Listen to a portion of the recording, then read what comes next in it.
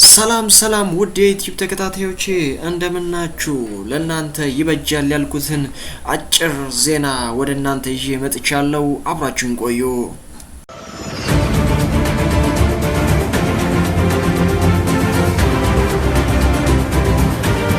አርዕስተ ዜና። ኢትዮጵያ ተጨማሪ 2 ሰዎችን በኮሮና ቫይረስ መያዛቸውን አሁን ከሰዓታት በፊት ይፋ ሆኗል። ዝርዝር ዜናው አብረን እንከታተል። በኢትዮጵያ ተጨማሪ 2 ግለሰቦች በኮሮና ቫይረስ መያዛቸው ተረጋግጧል። በኢትዮጵያ ባለፉት በ24 ሰዓት ውስጥ የላቦራቶሪ ምርመራ ከተደረገላቸው 286 ግለሰቦች 2 ሰው በኮሮና ቫይረስ መያዛቸው ታውቋል። ይህንን ተከትሎ በኢትዮጵያ በቫይረሱ የተያዙ ሰዎች ቁጥር ወደ 71 ደርሷል ማለት ነው። የጤና ሚኒስትር ዶክተር ሊያ ታደሰ እንዳሳወቁት ከሆነ ዛሬ በቫይረሱ የተገኘባቸው 2 ግለሰቦች ኢትዮጵያዊ ናቸው።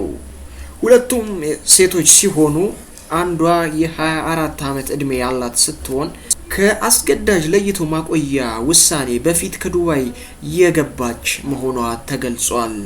ሌላኛዋ ግለሰብ የ35 ዓመት ዕድሜ ያላት ስትሆን ከቱርክ ወደ ኢትዮጵያ መታ በአስገዳጅ ለይቶ ማቆያ ክትትል ውስጥ ሲደረግላት የቆየች መሆኑ ተገልጿል። እስካሁን ባለው ሂደት በኢትዮጵያ በአጠቃላይ ለ3863 ሰዎች የላቦራቶሪ ምርመራ እንደተደረገላቸው ዶክተር ሊያ ታደሰ ገልጻለች።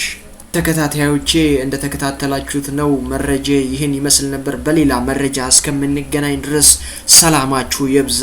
ሰላም።